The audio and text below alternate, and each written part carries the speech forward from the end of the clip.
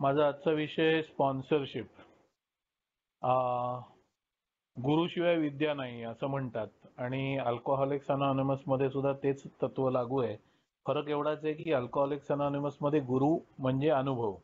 व्यक्ती हा गुरु नसून अनुभव हा गुरु आहे आणि म्हणून आपण त्याला अनुभवांचा कार्यक्रम म्हणतो.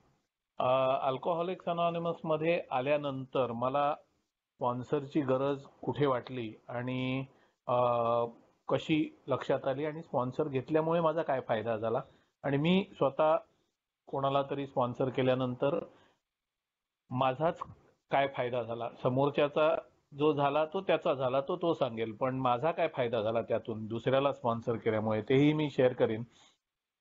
मुळात स्पॉन्सरशिप ही संकल्पना अल्कोहोलिक्स अनॉनिमस मध्ये कुठे आली तर बिग बुक मध्ये त्याचा उल्लेख नाहीये, पण वर्किंग विथ अदर्स, इतरांच्या सहकार्याने कार्य अशा नावाने जे आपलं चॅप्टर आहे त्यामध्ये बऱ्याच ठिकाणी नवागतासोबत आपण काम करताना किंवा नवागताला कार्यक्रमाबाबत सांगताना काय काय करायला पाहिजे, काय काय आपल्याला करायला लागणार आहे, आपण काय काय सावधगिरी बाळगली पाहिजे, काय काय त्याच्यासाठी आपल्याला करता येईल हे तपशीलवार सांगितलेलं आहे. फक्त स्पॉन्सर हा शब्दाचा उल्लेख नाहीये. स्पॉन्सर ही संकल्पना अल्कोहोलिक्स अनॉनिमस मध्ये रुजली जेव्हा अमेरिकेमध्ये काही हॉस्पिटल्समध्ये जेव्हा जे अल्कोहोलिक पेशंट होते त्यांना ऍडमिट करून घेण्यासाठी त्या हॉस्पिटलने अट घातली की कोणता तरी ए मेंबर जर त्याची जबाबदारी घेत असेल, म्हणजे त्याला स्पॉन्सर करत असेल, तर त्याला आम्ही ऍडमिट करून घेऊ. कारण बरेच वेळा बऱ्याच सभासदांनी शेअर केले, मीही शेअर केले की त्या काळी अमेरिकेत सुद्धा दारुड्यांना वारंवार हॉस्पिटलमध्ये ऍडमिट करून घेत नसत. 2-4 वेळा असं झालं की हा दारू पिऊन येतोय आणि ऍडमिट होतोय, दारू पिऊन येतोय म्हणजे दारू पिऊन अत्यवस्थ होऊन ऍडमिट होतोय, की हॉस्पिटल नकारायचे त्याची ऍडमिशन. तर त्यांनी ही अट घातली बऱ्याच हॉस्पिटलनी की जर ए मेंबर त्याची जबाबदारी घेत असेल तर आम्ही ऍडमिट करून घेऊ. आणि म्हणून तिकडे त्या ए मेंबरची जबाबदारी काय असायची की तो ऍडमिट करताना, त्या दारुड्याला ऍडमिट करताना तो तिकडे हॉस्पिटलमध्ये उपस्थित असेल, हॉस्पिटलमध्ये त्याला भेटायला येईल आणि नंतर त्याचा डिस्चार्ज होईल तेव्हा तो त्याला हॉस्पिटलमधनं डिस्चार्ज करून घेऊन जाईल आणि त्याला ए मीटिंगला घेऊन जाईल. ए मीटिंगमध्ये त्याची इतर सभासदांची ओळख करून देईल आणि कार्यक्रम काय आहे हे सुरुवातीला त्याला सांगेल. हे त्या ए मेंबरची अलिखित जबाबदारी असायची आणि तिथून त्याचा जो रिझल्ट आला तो इतका चांगला आला त्याचा रिझल्ट की अल्कोहोलिक्स अनॉनिमस मध्ये ती संकल्पना खूप आवडली सगळ्यांना आणि म्हणून ती स्पॉन्सरशिपची संकल्पना अल्कोहोलिक्स अनॉनिमस मध्ये रुजली. आज आपण 12 स्टेप करायला हॉस्पिटलमध्ये जातो, अगदी तेच आहे, एवढंच की त्याच्यातला हॉस्पिटलमध्ये ऍडमिट करायचा आणि डिस्चार्ज करून घ्यायचा भाग आहे ती जबाबदारी आपण घेत नाही. कारण जशा नंतर रूढी बनल्या तसं हे काय करते हे काय करत नाही हे पण तत्व तयार झाली आणि हे काय करत नाही मध्ये आपण ही दारुड्याला हॉस्पिटलमध्ये ऍडमिट करण्याची, हॉस्पिटलाइज करण्याची, त्याला वैद्यकीय उपचार करून देण्याची ती जबाबदारी अल्कोहोलिक्स अनॉनिमस घेत नाही. म्हणून आपण ते ए मेंबर म्हणून करत नाही, व्यक्ती म्हणून करू शकतो, नागरिक म्हणून करू शकतो. तर उरलेला भाग मात्र आज तो आपण स्पॉन्सरशिपच्या त्या संकल्पनेप्रमाणे करतो. म्हणजे त्याला 12 स्टेप करतो, त्याची जर इच्छा असेल तर त्याला डिस्चार्ज झाल्यानंतर ए मीटिंगला घेऊन येतो, ए मीटिंग मध्ये त्याची सगळ्यांची ओळख करून देतो आणि त्याला सुरुवातीला कार्यक्रम समजून घेण्यामध्ये आणि एची इतर तत्व आणि एचं कार्यप्रणाली समजून घेण्यामध्ये मदत करतो. तर हे सर्वसाधारणपणे स्पॉन्सरचं जे काम आहे किंवा जे त्याचं जबाबदारी आहे, अलिखित जबाबदारी म्हणजे काय, हे नेमून देत नाही, तर ती जबाबदारी स्पॉन्सरची या प्रकारे असते. आता माझ्यासारखा दारुडा जो आहे तो स्पॉन्सर घेताना काय करतो, तर 2 गोष्टी मी शेअर करीन की काही सभासद आहेत, मुळात हे स्पॉन्सरशिपचं एक पॅम्फलेट आहे, प्रश्न आणि उत्तर स्पॉन्सरशिप वरती, त्याच्यामध्ये बरंच उल्लेख केलेला आहे. म्हणून मी त्यातले बरेचसे भाग इथे शेअर करणार नाहीये, कारण ज्याला अतिरिक्त माहिती किंवा अधिक माहिती पाहिजे त्यांनी ते पॅम्फलेट वाचावं, त्याच्यामध्ये आहे. म्हणून त्यातलं सगळं काही मी इथे उल्लेख करणार नाहीये. माझ्या अनुभवातनं मला महत्व काय वाटलं ते शेअर करण्याचा मी प्रयत्न करणार आहे. तर मी ऑब्झर्व्ह केलेली आणि माझ्या बाबतीत घडलेल्या 2 गोष्टी मी शेअर करेन, की मी ऑब्झर्व्ह केलं की काही सभासद माझ्याबरोबर जे नवागत अल्कोहोलिक्स अनॉनिमस मध्ये आले, ते काही सभासद त्यांना ज्यांनी मेसेज दिला त्याला त्यांनी स्पॉन्सर घेतला आणि त्यांनी जे सांगितलं ते त्यांनी केलं. फायदाही झाला आणि तोटाही झाला. फायदा या गोष्टीचा झाला की जे त्या स्पॉन्सरनी कार्यक्रमाच्या भर हुकूम आणि अनुभवातून सांगितलं त्याचा फायदा झाला. पण जे त्या स्पॉन्सरनी केवळ एक आदर्श विचार म्हणून सल्ला म्हणून दिलं की तो स्पॉन्सर स्वतः ते करत नव्हता, त्या स्पॉन्सरनी कधीही ते कृतीत आणून बघितलेलं नव्हतं, पण एक आदर्श विचार, एक आदर्श संकल्पना म्हणून त्यांनी तो सल्ला दिला, तो त्या स्पॉन्सीला एक तर कृतीत आणता आला नाही, कारण कसा कृतीत आणायचा ते माहिती नाही, आणि कदाचित तो एवढा आदर्श होता विचार की तो सहसा निर्व्यसनी माणसाला पण कृतीत आणणं कठीण आहे. मग ते दारुड्याला आणणं आणखीनच कठीण होतं आणि मग तिथे मात्र त्या स्पॉन्सीचं दिशाभूल झाल्यासारखं झालं किंवा नुकसान झालं. त्यामुळे मला हे दिसत होतं मी नवीन असताना, म्हणून मला असा स्पॉन्सर पाहिजे होता की ज्यांनी स्पॉन्सर घेतलेला आहे. आणि त्याचं कारण हे की मी सुरुवातीला वाचन करत होतो तेव्हा माझ्या लक्षात आलं, वाचनातनं मला पटलं की स्पॉन्सरनी स्पॉन्सर घेतलेला असेल तर नेमकं आपल्या स्पॉन्सीला काय द्यायचंय हे त्या स्पॉन्सरला माहित असतं. म्हणजे या गोष्टी जर त्याचा स्पॉन्सर करेक्ट पद्धतीने त्या स्पॉन्सीला मार्गदर्शन करत असेल तर तो स्पॉन्सी जर माझा स्पॉन्सर झाला तर तो मला योग्य पद्धतीने मार्गदर्शन करणार आहे. म्हणजे जे मी केलंय तेच मी माझ्या स्पॉन्सीला सांगतो. मी जे केलं नाहीये ते सांगत नाही असं नाही, पण मी तिथे काय काळजी घेतो ते नंतर शेअर करीन, ते अनुभव शेअर करताना. तर जे मी केलं नाहीये ते सहसा मी माझ्या स्पॉन्सीला सांगत नाही. जे मी कृतीत आणलंय तेच फक्त त्याला मी सांगतो की हे असं वर्क होतं. कारण मी कसं कामाला आणलं, तर स्पॉन्सरचं नेमकं काम काय असतं, स्पॉन्सर नसेल तर कार्यक्रम जमणारच नाही का, तर आज मी माझ्या अनुभवातनं सांगेन. मी बऱ्याच सभासदांबरोबर स्पॉन्सर म्हणून काम केलंय. मी स्पॉन्सी म्हणून माझ्या स्पॉन्सरकडनं कार्यक्रम समजून घेतलेला आहे. मी पुस्तक वाचलेलं आहे, बिग बुक 12x12 बरीच पुस्तकं मी याची वाचलेली आहेत. त्यामुळे मी हे खात्रीने सांगू शकतो की स्पॉन्सर घेतला नाही अजिबात तरी कार्यक्रम जमणारच नाही का, नाही असं नाहीये. कार्यक्रम जमेल तरी सुद्धा अगदी व्यवस्थित कार्यक्रम जमेल, पण स्पॉन्सर न घेता कार्यक्रम जमण्यासाठी 2 गोष्टींचा धोका आहे. एक म्हणजे मी चुकीचा मार्ग पत्करीन, मी ट्रायल अँड एरर म्हणजे चुका आणि शिका ह्याचा जास्त उपयोग करायला लागेल मला, आणि त्याच्यामध्ये माझ्या हातात पुन्हा दारू येऊ शकते, आणि दारू आली तर मी पुन्हा ए मध्ये यायची शक्यता कमी होते. तो महत्वाचा आणि भयानक धोका आहे. तो धोका जर नाही झाला माझ्या बाबतीत तर आणखीन एक गोष्ट होते की चुका आणि शिका करता करता मी माझे नातेसंबंध जे दारुडेपणामुळे बिघडवलेले आहेत ते सोब्रायटीत आणखीन बिघडवू शकतो. मी माझं कामाच्या ठिकाणी जे दारुडेपणासाठी कारणीभूत माझी वागणूक होती त्याच वागणुकीप्रमाणे मी वागत राहीन, आणि थोडक्यात ज्याला ड्राय ड्रंक म्हणतात मी तसाच वागत राहीन. जरी माझी प्रामाणिक इच्छा असेल कार्यक्रमावर यायची, कार्यक्रमावर राहायची, तरी सुद्धा तो कार्यक्रम नीट जमायला लागेच तोवर, माझ्या वृत्ती प्रवृत्तीप्रमाणे तो कार्यक्रम मला जमायला लागेच तोवर मी बरंच नुकसान करून घेऊ शकतो. ते सगळं नुकसान मी जर स्पॉन्सर घेतला तर टळणार आहे. स्पॉन्सर अगदी मी ए मध्ये पाऊल ठेवतो त्या पहिल्या दिवसापासून घ्यायला पाहिजे.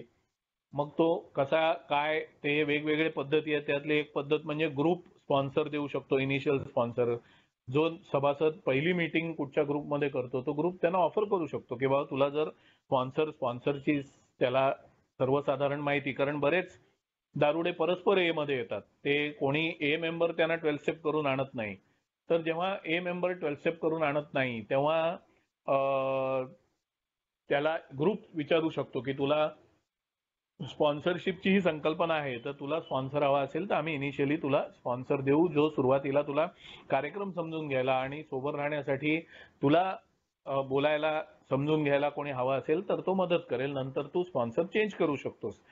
हे ग्रुप करू शकतो किंवा एखादा सिनियर सभासद त्याच्याशी बोलून त्याला सांगू शकतो की स्पॉन्सरशिपची संकल्पना आहे, पण पहिल्या दिवशीच त्याला ऑफर करायला पाहिजे नवागताला की तुला स्पॉन्सर हवा असेल तर हे हे हे आहे. सहसा आपल्या इकडे कोणी ऑफर केलं तर त्याच्याबाबत मागे गॉसिप केलं जातं, त्याच्या मागे बोललं जातं हा बाबा हा गेला त्याला स्पॉन्सर हवाय का मी आहे सांगायला, आणि मग अशा वेळी सभासद टाळतात, कशाला माझ्याबद्दल कोणतरी गॉसिप करायला पाहिजे. तर ज्यांनी खरंच स्पॉन्सर घेतलाय, ज्यांनी खरंच कार्यक्रम घेतलाय तो या गॉसिप बद्दल फारसा विचार करणार नाही. त्याला नवागत दिसला तर तो त्याला स्पॉन्सरशिपची संकल्पना सांगेल, तुला स्पॉन्सर हवा असेल तर तू लवकरात लवकर शोध, नाही तर तोपर्यंत तू माझ्याशी बोलू शकतोस, मी ते करतो.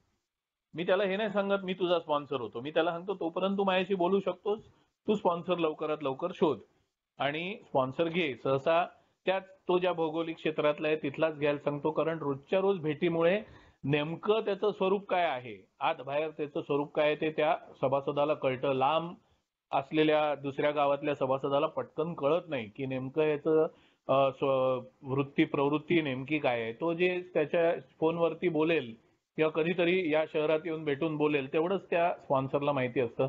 म्हणून मी सहसा सुचवतो की स्पॉन्सर तुझ्या भौगोलिक क्षेत्रातला तुझ्या ग्रुपचा किंवा आजूबाजूच्या ग्रुपचा घे, तर तुला जास्त फायदा होईल. तर त्याचं कारण हे आहे मी का सांगतो ते.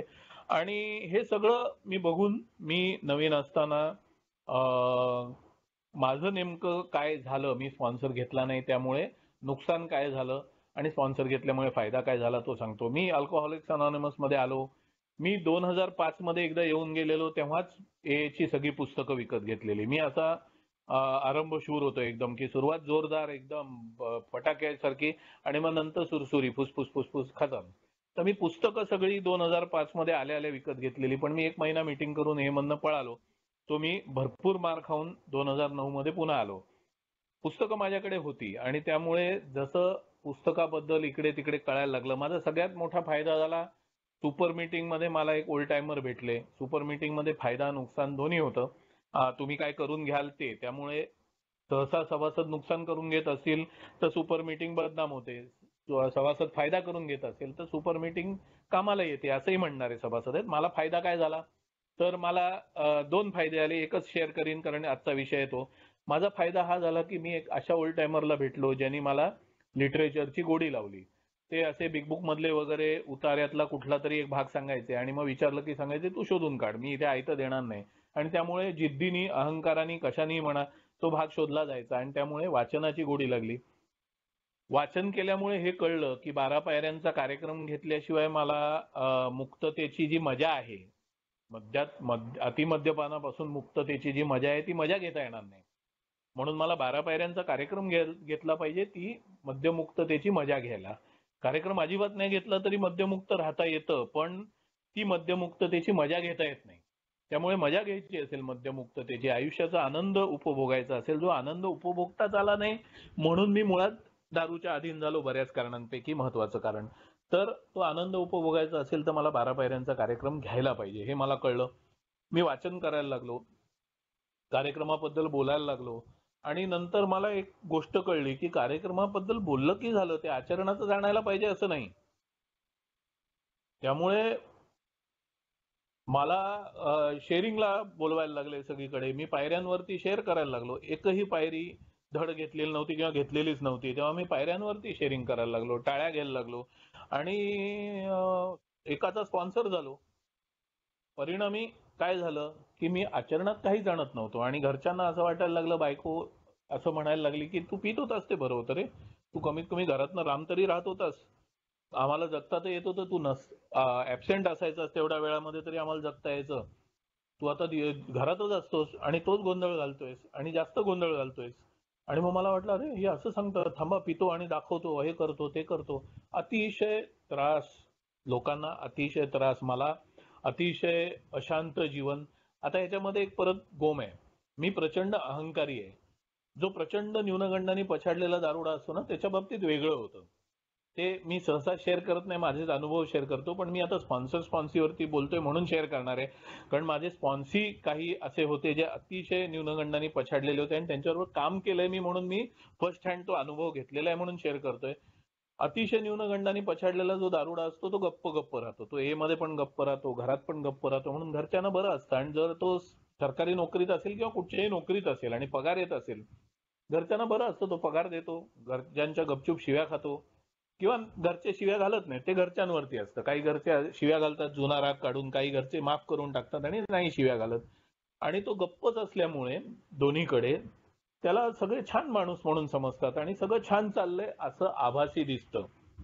पण आतल्या आतमध्ये तो समाधानी नसतो, आतल्या आतमध्ये तो आनंदी नसतो, तो हसतो खेळतो मजेत असतो, शेअरिंग पण करताना सांगतो छान चाललंय, पण त्याला आतून जाणीव असते. माझ्या स्पॉन्सीनी माझ्याशी 2-4 स्पॉन्सीनी हे शेअर केलंय की नाही मजा नाही, तुम्ही जे शेअर करता आयुष्यातली मजा, आयुष्यातली धमाल, आयुष्य उपभोगायचं हे नाही होते आमच्या बाबतीत.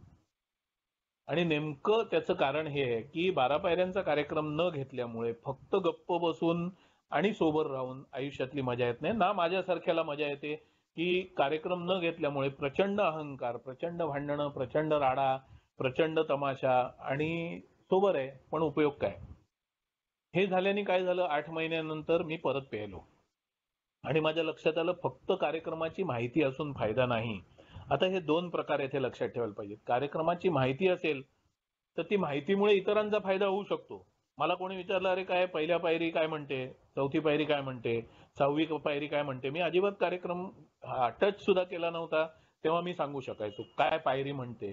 त्या माहितीतनं इतरांचा फायदा होईल. म्हणजे चालतं बोलतं पुस्तकाची प्रगती होत नाही, पुस्तकातनं अभ्यास करून आचरणात आणणाऱ्याची प्रगती होते.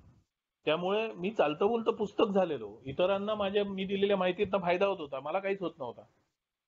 8 महिन्यांनी पुन्हा हातात दारू आल्यानंतर माझ्या लक्षात आलं की हे आचरणात नाही आणलं ना तर लफडा होईल. मग मी काय करायला लागलो, शेअरिंग ऐकायला लागलो सभासदांची. आणि मग जे सभासद म्हणायचे ना मी पायऱ्या घेतल्या आहेत त्यांचं शेअरिंग कान देऊन ऐकायला लागलो. आणि ते जे सांगत होते मी हे करतो ते करून बघायला लागलो. एकही गोष्ट कामाला आली नाही, एकही गोष्ट. कारण बरेचसे, मी असं म्हणत नाही ते खोटं शेअरिंग करत होतो, पण बरेचसे अनुभव कथन आदर्श विचार होते जे आचरणात आणणं कठीण होतं. मी पुन्हा एकदा, मी ते खोटं शेअर करत होतो म्हणणारा कोणी नाही, पण माझ्या कामाला येत नव्हते. आणि मला गडबड कळत नव्हती, अरे हे तर म्हणतायत मी पायऱ्या घेतल्यात, नंतर अनुभव आले. आता अनुभव आले, माझ्याकडे पुरावे आहेत की बरेच सभासद असेही भेटले की ज्यांनी पायऱ्या घेतल्या हे शेअर केलं प्लॅटफॉर्मवरनं आणि 1:1 माझ्याशी शेअर केलं की नाही रे पायऱ्या घेतल्या नाहीत, म्हणजे मी अर्धवट मुर्धवट घेतल्या आहेत. मी असं दुसऱ्या स्पॉन्सर घेतलाय तो सांगतो तसं करतो आणि स्पॉन्सर म्हणतो तुझ्या झाल्यात पायऱ्या म्हणून मी सांगतो माझ्या पायऱ्या आल्यात, पण नाही, माझ्या मते माझ्या पायऱ्या नाही झाल्यात. असे माझे काही स्पॉन्सी आहेत की ज्यांनी पायऱ्या घेतल्या आहेत, हे शेअरिंग केलंय, त्याच्यानंतर ते मला स्पॉन्सर होईल का विचारलंय आणि त्यांनी माझ्या बरोबर काम करताना त्यांच्या लक्षात आलंय की नाही मी घेतल्या त्या पायऱ्या नव्हत्याच. तर हे होतं. त्याच्यामुळे सभासद जेव्हा शेअर करतो की मी पायऱ्या घेतल्यात आणि तो अनुभव कथन करतो, आपण त्याचं अनुकरण करायला बघतो कारण त्यांनी पायऱ्या घेतल्यात आपल्याला फायदा होईल, होतच असं नाही. कारण बऱ्याच वेळेला एक तर त्याला भ्रम असतो त्याने पायऱ्या घेतल्यात किंवा तो खोटं शेअरिंग करतो हे आपण म्हणू शकत नाही. म्हणून हा विषय इथे सोडूया. तर मला हा प्रॉब्लेम होत होता आणि मला त्याच्यामुळे आणखीन गोंधळ झाला की आता स्पॉन्सर घ्यायचा तर समोरचा म्हणतोय मी स्पॉन्सर घेतलेला होता किंवा घेतलेला आहे आणि मी पायऱ्या घेतलेल्या आहेत, तर ह्याच्यात किती दम आहे, हे किती खरं आहे किती खोटं आहे, हे करायचं काय, कसं कळायचं काय. म्हणून मी ओल्ड टायमरना विचारायला सुरुवात केली की मला स्पॉन्सर घ्यायचा आहे, पण तुम्ही स्वतः कार्यक्रमावर आहात हे कसं ओळखायचं, तुम्ही स्वतः कार्यक्रम घेतलाय हे कसं ओळखायचं. आणि ओल्ड टायमर चिडायला लागले बट नॅचरली माझ्यावर की हा कालचा पोरगा आम्हाला विचारतो कार्यक्रम कसा घेतलाय की नाही कसं ओळखायचं, तुम्ही उपयुक्त जीवन जगताय की नाही कसं ओळखायचं. आणि झालं, चिडाचिड सुरू झाली. काही जणांनी सांगितलं परत पिशील, काही जणांनी सांगितलं तू असाच नाटकं करत राहा मग तुला कळेल, काही जणांनी काय सांगितलं काही जणांनी काय सांगितलं. देवाच्या कृपेने स्पॉन्सर आयता चालत माझ्या दारात आला, ज्यांनी मला मेसेज द्यायच्यासाठी जो आला शोधत शोधत मला. आणि मी ऑलरेडी ए मध्ये जातोय कळल्यानंतर हसला, मला म्हणाला अरे मी तुला एचाच मेसेज द्यायला आलो, तू आधीच जातोयस का, वा सुंदर. ते त्याला कसं कळलं, तर माझ्या ऑफिसच्या टेबलवरती बिग बुक 12x12 ठेवलेलं असायचं. मी तेव्हा अनामिकता वगैरे मला काय रूढी बिडी माहिती नव्हत्या, तर मी सगळं पुस्तकं माझ्या ऑफिसच्या टेबलवरच घेऊन बसायचो आणि कोणी आलं तर सांगायचो हा मी ए मध्ये जातो, मी ए सभासद आहे, दारूचा प्रॉब्लेम आहे. नंतर अनामिकते वगैरे बाबत कळायला लागलं स्पॉन्सर घेतल्यानंतर. मग ती पुस्तकं ड्रॉवर मध्ये गेली.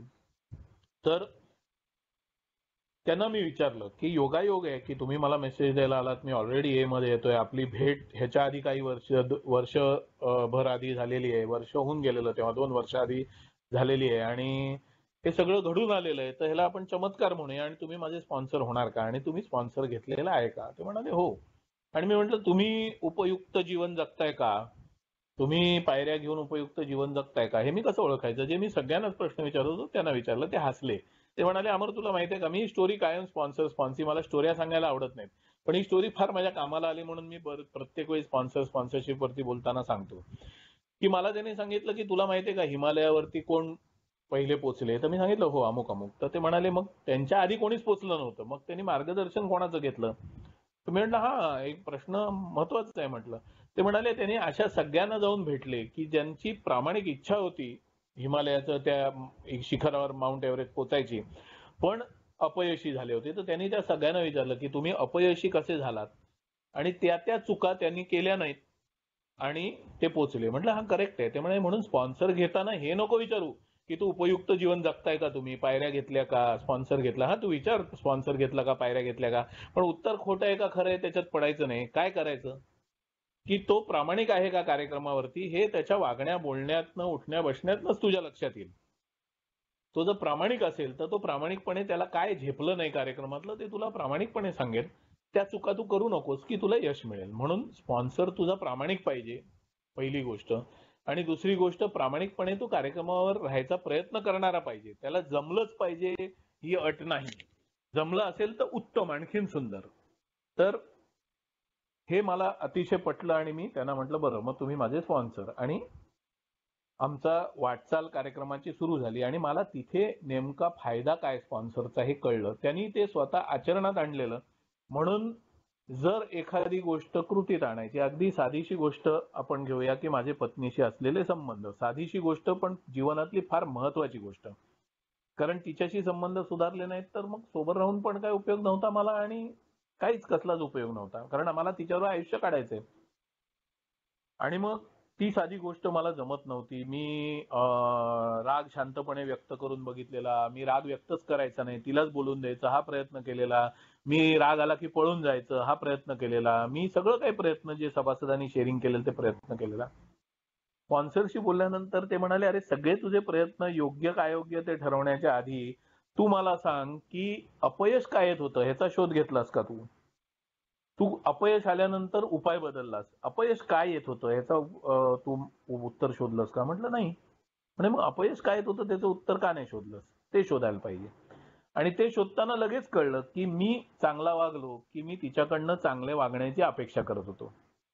आणि स्पॉन्सर म्हणाला मी तेच केलं. मी माझ्या बायकोकडनं तिने कसं वागावं ही अपेक्षा पहिले सोडली आणि कार्यक्रमाप्रमाणे मला सोबत राहायला पाहिजे, मला मनशांतीची गरज आहे, मला डोकं ठिकाणावर ठेवलं पाहिजे, नाही तर मी पुन्हा दारूकडे जाईन, ह्याची सुरुवातीला जाणीव असल्यामुळे म्हणे माझ्या स्पॉन्सरने मला सांगितलं कार्यक्रम काय सांगतो, जगाला बदलायचं नाहीये, स्वतःला बदलायचंय. सिम्पल. ती कसंही वागली तरी तिच्यावर आयुष्य काढायचंय की नाही काढायचंय, चॉईस इज युअर्स. घटस्फोट देणार आहे का, शांतपणे विचार कर. नाही तर दुसरी मिळेल ती अशीच किंवा ह्याच्याहून घाणेरडी मिळेल, तुलाही वाईट वाटत असेल तर. शक्यता आहे की नाही. मग तू हिला इतके वर्ष ओळखतोस तर मग अनोळखी चांगलं का वाईट ह्याची परीक्षा बघण्यापेक्षा ओळखीचं जितकं वाईट आहे ते तुला झेपणार आहे का, हे माझ्या स्पॉन्सरनी मला विचारलं, असं त्याने मला सांगितलं. तर तू ह्याच्याप्रमाणे विचार कर. मला रेडीमेड उत्तर मिळालं. मी आधीचे 8 महिने, मग हातात दारू आली, मग नंतर काही महिने मी प्रयोग करत होतो आणि मला उत्तर सापडत नव्हतं. स्पॉन्सर घेतल्यानंतर रेडीमेड उत्तर, कारण त्यांनी ते आचरणात आणलेलं. आचरणात आणल्यानंतर लक्षात येतं. आता अगदी मी व्यायामशाळेत जातो, माझा ट्रेनर आहे, पण मी असा ट्रेनर बघितला जो स्वतः शरीराने व्यवस्थित मसल टोन त्याचा आणि त्याचं शरीर यष्टी, हे शरीर सौष्ठव ज्याला म्हणतात ते व्यवस्थित आहे, असा बघून मी ट्रेनर केला. म्हणजे त्यांनी स्वतः व्यायाम केलेला आहे, त्याला माहिती आहे कसं केल्यावर काय होतं, कसं केल्यावर त्रास होतो, कसं केल्यावर फायदा होतो. सिंपल आहे, अगदी तेच तत्व आहे, सगळीकडे तेच तत्व. त्यामुळे माझ्या स्पॉन्सरला मी जेव्हा जेव्हा विचारायचो ते मला फक्त काय केलं त्यांनी हे सांगायचे, आणि जे त्यांनी केलं नाही ते मला सांगायचे की अमर, मी जो अभ्यास केलाय कार्यक्रमाचा त्या हिशोबाने यासाठी असा असा प्रकारचा सभासद शोध जो शेअरिंग करेल, तेव्हा ऐक की तुला ही अडचण आहे. म्हणजे थोडक्यात मला दारू व्यतिरिक्त दुसरं व्यसन त्यांना नव्हतं, त्यामुळे मला त्याचा उपाय शोधताना त्रास व्हायचा. त्यांच्याशी बोलायचो, ते मला आदर्श विचार सांगायचे, त्यांना सुचतील ते उपाय सांगायचे, पण ते सांगायचे हे तुला कामाला येणार नाही रे, ह्याच्यातनं बाहेर कसा पडलास, हे तुला तोच सांगेल जो ह्याच्यातनं बाहेर पडला. आणि मग माझा अनुभव होताच हाताशी. मी एका सभासदाला, ओल्ड टायमरला, ज्याचे बाईचे लफडे सोब्रायटीत पण चालू होते 15 वर्ष, त्याला मी म्हटलेलं माझे स्पॉन्सर व्हाल का, आणि मला माहित होतं माझा प्रॉब्लेम आहे. आणि मी नंतर जेव्हा एका ओल्ड टायमरशी बोललो, तो म्हणाला अरे ज्याचे बाईचे लफडे आहेत त्याला तू स्पॉन्सर घेतला आणि तुला स्वतःला भीती आहे की तू सोब्रायटीत असं करू शकतोस, तर मग त्याच्यातनं तुला बाहेर पडायचे का त्यात अडकवायचे, किंवा न अडकता कसं उपभोग घेता येईल तोंड काळं करता येईल त्याचे उपाय शोधायचे मूर्खा. आणि मी म्हटलं हो. मग मी त्यांना सांगितलं नाही नाही मी तुम्हाला स्पॉन्सर घेऊ शकत नाही. मी पायावर धोंडा मारता मारता भूतकाळात वाचलेलो तेच माझ्या स्पॉन्सरनी सांगितलं की तुला जे करायचं नाहीये त्याच्यातनं बाहेर पडलेला बघ कोण आहे तो आणि मग त्याच्याशी बोल कारण मी ह्याच्यात नाहीये. मग मी असे बरेच सभासद शोधले. मला काही सापडले पण ते प्रयत्न करत होते त्यांना यश आलं नव्हतं. पण मग मी त्यांनी हिमालयावाला अनुभव सांगितलेला माझ्या स्पॉन्सरनी तो वापरला आणि मी अशा सगळ्यांशी बोललो जे प्रामाणिकपणे त्यातनं बाहेर पडायचा प्रयत्न करत होते पण पडू शकत नव्हते आणि माझा उपाय मला सापडला. तर असे मी उपाय जे पायऱ्यांना धरून आहे पायऱ्यांच्या बाबतीत सुद्धा मी पहिली पायरी दुसरी पायरी घेताना माझ्या स्पॉन्सरनी फार सुंदर प्रमाणे उच्च शक्तीची संकल्पना करताना उच्च शक्तीची संकल्पना झेपणार आहे का झेपणार नाही. श्रद्धा कुठे कमी पडते विश्वास कुठे कमी पडतो. जर माणसावरती विश्वास आणि श्रद्धा नाही जर संकल्पनांवरती विश्वास आणि श्रद्धा नाही तर उच्च शक्तीवरती विश्वास आणि श्रद्धा बसेल कशी. म्हणून मुळात माणसांवरती कल्पनांवरती संकल्पनांवरती विचारांवरती वस्तूंवरती कशावरतीही विश्वास का नाही श्रद्धा का नाही. श्रद्धा आणि विश्वास माझा कमकुवत कुठे कुठे आहे त्याचा अभ्यास कर. हे त्यांनी केलेलं होतं म्हणून त्यांनी मला सांगितलं आणि मी ते केलं आणि मला कळलं की माझा उच्च शक्तीवर विश्वास श्रद्धा ठेवायची इच्छा आहे विश्वास श्रद्धा नाहीये. मी या भ्रमात आयुष्यभर राहिलो की माझी उच्च शक्तीवर विश्वास ठेवायचा माझा विश्वास आहे माझी श्रद्धा आहे माझ्या उच्च शक्तीवर. स्पॉन्सर घेतल्यानंतर दुसऱ्या तिसऱ्या पायरीवरती बोलताना मला हे कळलं आणि पटलं की मला इच्छा आहे उच्च शक्तीवर श्रद्धा विश्वास ठेवायची इच्छा आहे पण माझा विश्वास नाहीये श्रद्धा नाहीये. म्हणून मेन गोची कुठे होत होती मला या दोन पायऱ्यात दुसरी तिसरी घेताना ते कळलं मला. ते कळलंच नसतं नाही तर मला स्पॉन्सर शिवाय ज्यांनी दुसरी तिसरी पायरी प्रामाणिकपणे घेतली आहे तो भेटल्याशिवाय मला हे कळलंच नसतं की हे कसं त्यांनी शक्य केलं. ज्यांनी शक्य केलंय दुसरी पायरी घ्या उच्च शक्ती मला ह्याच्यातून बाहेर काढेल मान्य आहे का मान्य आहे. मग इच्छा आणि जीवन उच्च शक्तीवर सोपवायचे का सोपवायचे. इतकं सोपं नाहीये ते इतकं सोपं नाहीये. मी बाईकवरती कोणाच्या मागे बसताना तो बाईक ठोकेलच या विचाराने बसतो आणि म्हणून तो चालवायला लागल्यानंतर माझा थरकाप व्हायला लागतो. मग मी त्याला घट्ट त्याचं खांदे धरून ठेवतो किंवा त्याला मिठी मारतो आणि त्याला बाईक चालवताना डिस्टर्ब करतो की तो ठोकेलच आणि मग उद्या त्यालाच दोष देतो बघ तू बाईक नीट चालवत नाही. अशी माझी वृत्ती आहे. मागे बसताना मी विश्वासाने आणि श्रद्धेने बसू शकत नाही की आम्हाला नीट घरी सोडेल. सकारात्मक विचार नाहीत श्रद्धा नाही विश्वास नाही सकारात्मक विचार नाहीत. तर हे स्पॉन्सरनी मला शेअर केलं त्यांचे अनुभव तेव्हा मला कळलं की श्रद्धा नाही विश्वास नाही सकारात्मक नाही विचार त्यामुळे त्याच्यावर पहिले काम करायला पाहिजे मग उच्च शक्तीवर श्रद्धा आणि विश्वास बसेल मग मी माझी इच्छा आणि जीवन स्वाधीन करीन. स्पॉन्सरकडनं हे मिळतं अनुभवातनं हे मिळतं. नाहीतर काय मी मिळवू शकणार नाही का हे मिळवीन पण कदाचित 10 वर्ष लागली असती 20 वर्ष लागली असती तोपर्यंत आयुष्याची वाट लागली असती किंवा 2-4 महिन्यातही जमलं असतं. काही एकलव्य असतात की जे मी कशाचे कुठच्याही धर्माचा पुरस्कार करत नाही जी कहाणी ऐकलेली आहे त्याप्रमाणे सांगतोय की असतात काही एकलव्य की जे बघून शिकतात. त्यामुळे काही पुस्तक वाचून अभ्यास करून शिकतात. तसं होऊ शकतं तुमच्या बाबतीत पण ती रिस्क घ्यायची का. स्पॉन्सरकडनं लगेच कळणार आहे जर त्यांनी पायऱ्या घेतल्या असतील जर त्यांनी स्वतःच्या जीवनात बदल घडवला असेल तर हे मला माझ्या स्पॉन्सरकडनं मिळालं आणि त्यामुळे माझ्या जीवनात बदल घडला. त्यामुळे माझे आई वडील यांच्याशी माझे नातेसंबंध सुधारले माझे स्वतःशी नातेसंबंध सुधारले. मी नेमका जीवन जगताना कुठे चुकतोय हे मला कळलं. माझ्या आळसावरती उपाय सापडले. मला व्यवसाय करण्यामध्ये मी 25 वर्ष व्यवसाय केला जो मला करायचाच नव्हता. मला तो व्यवसाय करायचा लाज वाटायची. मी लोकांना सांगायला लाजायचो की मी हा व्यवसाय करतोय. मी हा निर्णय घेऊ शकलो की मला या व्यवसायातनं बाहेर पडून दुसरं काहीतरी करायचंय. नाही तर आयते पैसे मिळत होते मला त्या व्यवसायातनं बाहेर पडता येत नव्हतं. तर हे का करू शकलो मी हे सगळं. ती रिस्क का घेऊ शकलो मी कारण मी स्पॉन्सर बरोबर बोलून काम केलं. मी स्पॉन्सरला विचारलं होतं की मी व्यवसाय बदलायचा विचार करतोय तर कोणता व्यवसाय करू. ते हसले म्हणाले अरे तुला जो व्यवसाय जमण्यासारखा आहे तुला जे व्यवसाय करण्यासारखा आहे त्या व्यवसायातला तज्ञाशी बोल. मी नाहीये तो तज्ञ ना. तू करायचा आहे तुला व्यवसाय तो मी केलेला नाहीये की नाही. मग माझ्याशी बोलून तुला काय फायदा नाही होणार आहे. म्हटलं मग तुमच्याशी काय बोलायचं. तो म्हणाला तू नेमका व्यवसाय का बदलतोयस. व्यवसाय बदलून त्या व्यवसायात तुला करोडो रुपये मिळणार आहेत हे दिवास्वप्न बघून तू बदलतोयस का? तर दिवास्वप्न बघून बदलत असशील तर त्याच्यावरती आपण बोलू शकतो. कारण मीही दिवास्वप्न बघितलेली आहेत, तूही बघितलेली आहेस दारू पित असताना. आता पुन्हा तेच करतोयस का? त्याच्यावर बोलू शकतो. काय काय योजना आखल्यास मनात, मनात मांडे स्वप्नात पुऱ्या अशी म्हण आहे.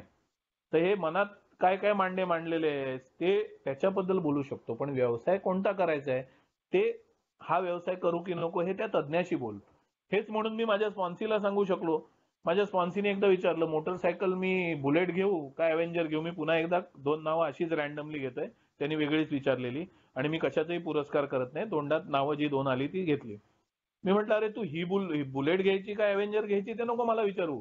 मुळात तुला बाईक कशासाठी पाहिजे? त्याचा उपयोग काय होणार आहे तुला? तू रोज ट्रेननी स्टेशनवरनं ट्रेननी ऑफिसला जातोस. तुला कंपनीची बस आहे ती स्टेशन पर्यंत सोडते. तुला बाईकची गरजच नाहीये. शनिवार रविवार तू रिक्षानीच फिरतोस कारण पार्किंग मिळत नाही, हे नाही ते नाही कारण आपण बोलतो तेव्हा तू सांगतो बाईक कशाला पाहिजे. गप्पा मारताना लक्षात आलं की त्याच्या मित्रांनी एका बाईक घेतली तर त्याला आपण थोड्या हम कुछ कम नाही आहे एवढ्यासाठी फक्त बाईक घ्यायची होती. आम्ही चर्चा केली, बोललो, त्याने कॅन्सल केलं बाईक घ्यायची आयडिया. तेच पैसे त्याला घरात उपयुक्त गोष्टीला कामाला आले. तर मानसिकता, विचारसरणी, वृत्ती, प्रवृत्ती ह्याच्यावरती स्पॉन्सरशी बोलू शकतो. वस्तू ही चांगली का ती चांगली ते त्या वस्तूचं ज्ञान असलेला आणि तज्ञ असलेल्याशीच बोलू शकतो आपण केवळ. हे मला स्पॉन्सरकडनं कळलं. त्यामुळे स्पॉन्सरकडनं काय घ्यायचंय तर आपला आध्यात्मिक कार्यक्रम आहे आणि मी आध्यात्मिक आजारी माणूस होतो. त्यामुळे मला आध्यात्मिक आजारातनं बाहेर येऊन आध्यात्मिक प्रगतीकडे जायचंय. त्याच्यासाठी मी स्पॉन्सरची मदत घेऊ शकतो एच्या कार्यक्रमाशी निगडीत. मग बाकीचे आहेत ते माझे स्पॉन्सर नाहीत का? आहेत ना. मग ते फील्ड वाईज स्पॉन्सर बदलत जातात. जसं माझे स्पॉन्सर 5 वर्ष ए मध्ये येत होते, त्यानंतर त्यांना अशा देशात नोकरी मिळाली जिथे एच नव्हती. त्यामुळे उरलेले सोबरायटीचे 33 वर्ष पुढचे ते 38 वर्ष सोबर असताना वृद्धापकाळाने त्यांचा देहांत झाला. तर 33 वर्ष ते दुसऱ्या देशात राहिले. त्यामुळे त्यांनी एची सेवा नाही केली जास्त. त्यामुळे सर्व्हिस बद्दल ते मला काय मार्गदर्शन करू शकले नाही. मग सर्व्हिस स्पॉन्सर घेणं जे ए मध्ये आता संकल्पना आहे, पण ही संकल्पना एक वेगळी झालेली आहे ए मध्ये की रिकव्हरीसाठी वेगळा स्पॉन्सर, सर्व्हिससाठी नाही. तुमचा जर रिकव्हरीचा स्पॉन्सर त्यांनी ए मध्ये सर्व्हिसही केली असेल, स्ट्रक्चर्ड सर्व्हिसमध्ये काम केलं असेल, तर तो तुमचा सर्व्हिस स्पॉन्सर पण होऊ शकतो. ज्याला रूढीचं ज्ञान आहे, सेवा तत्वांचं ज्ञान आहे. खरं तर ते प्रत्येक सभासदाला असायला पाहिजे, ती त्याची जबाबदारी आहे. तर ज्यांनी सेवेत काम केलेलं आहे तो तुम्हाला सर्व्हिस स्पॉन्सर होऊ शकतो. मग सर्व्हिस स्पॉन्सरशिपसाठी मला बघावं लागलं दुसरीकडे, कारण माझ्या स्पॉन्सरनी मी अर्थात तू माझा सर्व्हिस स्पॉन्सर होशील का असं म्हणून कोणाला सर्व्हिस स्पॉन्सर केलं नाही. पण मी बऱ्याच सभासदांशी बोललो रूढींबद्दल. कारण ज्यांच्याकडनं रूढी मला सगळ्यात जास्त समजून घेता आल्या त्यांनी कधी सेवेतच भाग घेतला नव्हता, पण त्यांचा अभ्यास होता. मी म्हटलं ना, ज्ञान कामाला येतं पण आचरणातनं त्या ज्ञानाला वाईननेस येतो, क्वालिटी येते. त्यामुळे त्यांच्याकडनं ज्ञान मिळालं रूढींचं आणि मग आचरणातनं त्याला क्वालिटी आणू शकलो मी. तर हे मी करू शकलो. त्याच्यामुळे मला हा सगळा जो फायदा झाला तो मग माझ्या स्पॉन्सीला मला पास ऑन करता आला. माझे स्पॉन्सी सुरुवातीला मी म्हटलं की मी 6 महिने सोबर असताना एकाने विचारलं, मी मोठे मोठे भाषणं द्यायचो. भाषणच म्हणता येईल, अनुभव कथन म्हणता येणार नाही, कारण मी केवळ वाचलेलं जोडायचो पायऱ्यांबद्दल. मग भाषणं द्यायचो. माझ्या हातात दारू आली, त्याच्याही हातात दारू आली. त्याच्यानंतर जेव्हा मी कोणाला स्पॉन्सर व्हायला हो म्हटलं, त्याला मी मार्गदर्शन जे मी स्पॉन्सरकडनं शिकलो ते देऊ शकलो. अर्थात बरेच माझे स्पॉन्सी पहिल्या पायरीवरच म्हणजे गोते खात राहिले आणि त्यानंतर मीच त्यांना नंतर सुचवलं की तुम्ही स्पॉन्सर चेंज करा. जे माझ्या आधीपासून सोबर होते असे माझे काही स्पॉन्सी होते, त्यांना देखील मी नंतर सांगितलं की तुम्ही दुसरा स्पॉन्सर घ्या.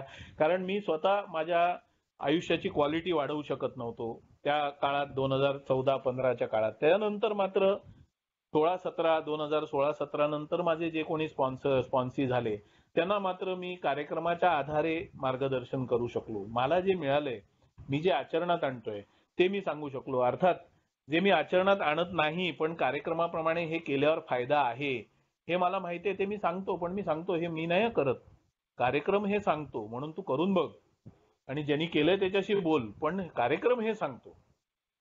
हे सांगून मी क्लिअरली सांगतो. मी सल्ला जोडत नाही. मी आधी कबूल करतो की हे मला जमलेलं नाहीये. जसं उदाहरण देतो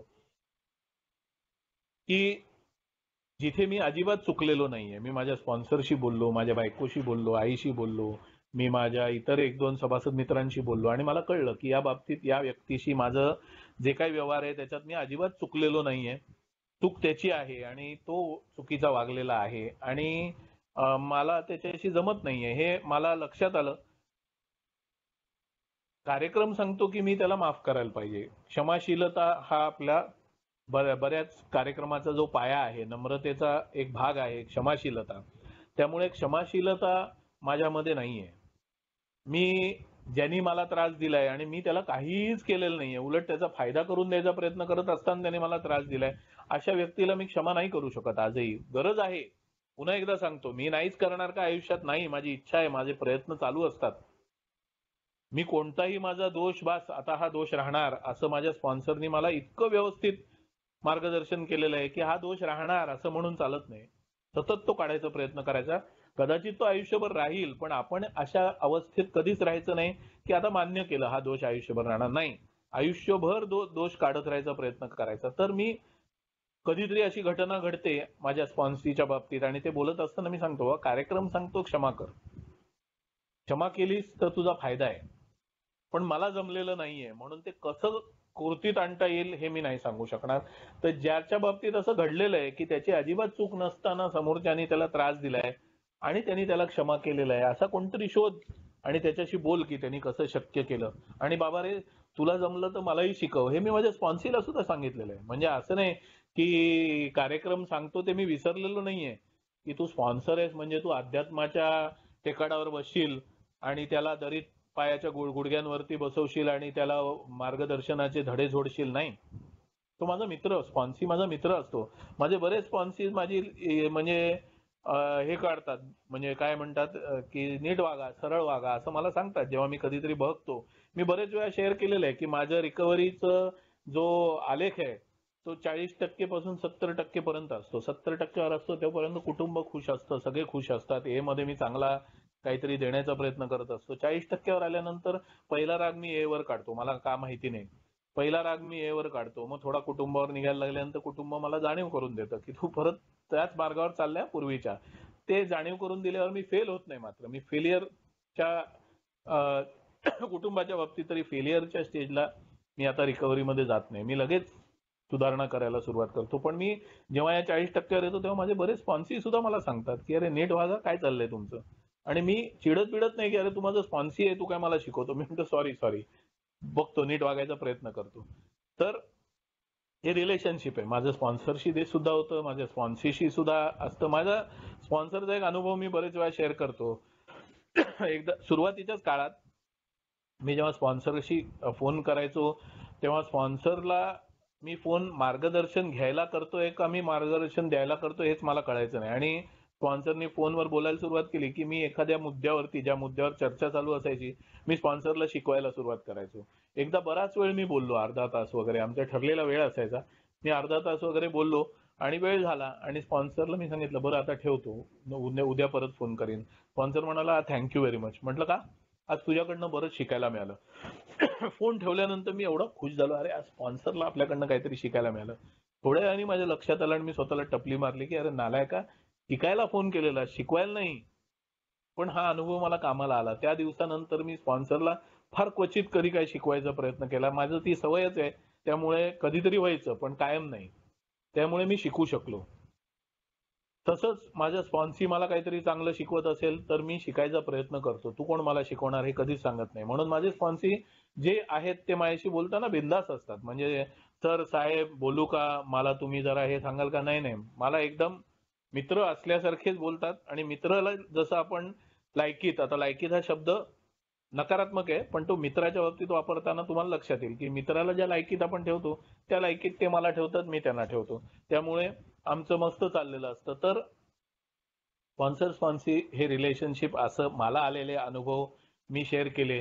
वेळ द्यायला पाहिजे स्पॉन्सीला. जर वेळ द्यायला आपल्याकडे वेळ नसेल तर सांगायला पाहिजे की मी नाही तुला स्पॉन्सर करू शकणार, तू दुसरा कोणतरी बघ. काही लोकांचे 10-10, 20-20, 50-50 स्पॉन्सी असतात.